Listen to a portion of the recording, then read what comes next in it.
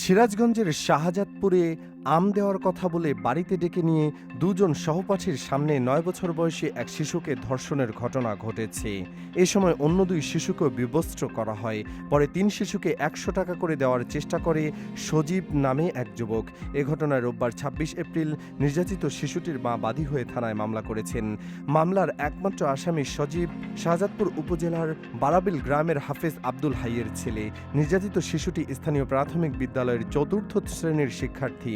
নির্যাতিত শিশুটির মা বলেন, মঙ্গলবার ২১ এপ্রিল দুপুরে আম দেওয়ার কথা বলে সজীব ৩ স্কুল ছাত্রীকে ডেকে নিয়ে যায়। এই সময় বাড়িতে তার স্ত্রী ও পরিবারের কেউ ছিল না। এই অবস্থায় ৩ শিশুকে ডেকে নিজ ঘরে নিয়ে কৌশলে দরজা বন্ধ করে দেয়। প্রথমে হাত পা বেঁধে ৩ শিশুকে বিব্রস্ত করে বিছানায় যৌন নিপীড়ন চালায়। পরে দুজনকে বিছানার পাশে অন্যদিকে মুখ দিয়ে দাঁড় করিয়ে রেখে এক শিক্ষার্থীকে ধর্ষণ করে। ধর্ষণের পর ৩ শিশুকে ৩০০ টাকা দেয় এবং ভয়ভীতি দেখায়। তবে ৩ শিশু টাকা না নিয়ে ওই বাড়ি থেকে বেরিয়ে এসে স্বজনদের জানায়। নির্যাতিত শিশুদের অভিভাবক বিষয়টি এলাকার প্রধানদের অবগত করলে রোববার ২৬ এপ্রিল সালিশ বৈঠকের আয়োজন করা হয়। তবে সালিশ বৈঠকে অভিযুক্ত সজীব ও তার বাবা উপস্থিত না হওয়ায় বিক্ষুব্ধ হয়ে যায় এলাকাবাসী। বিষয়টি জানতে পেরে রোববার বিকেলে শাহজাদপুর থানা পুলিশের একটি দল ঘটনাস্থলে উপস্থিত হয়ে সালিশ বৈঠক পণ্ড করে দেয়।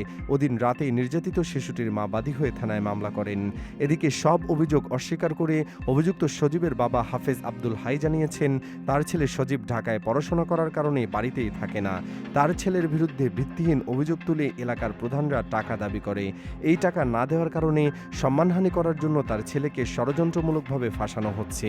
শাহজাদপুর থানার ভারপ্রাপ্ত কর্মকর্তা ওসি মোহাম্মদ সাইফুল ইসলাম জানান, এক শিশুকে ধর্ষণের পাশাপাশি আরও ২ শিশুকে যৌন নির্যাতনের ঘটনায় মামলা হয়েছে। ভিকটিমকে ডাক্তারি পরীক্ষা ও জবানবন্দির জন্য সিরাজগঞ্জ কোর্টে পাঠানো হয়েছে। আসামিকে গ্রেপ্তারে অভিযান চলছে।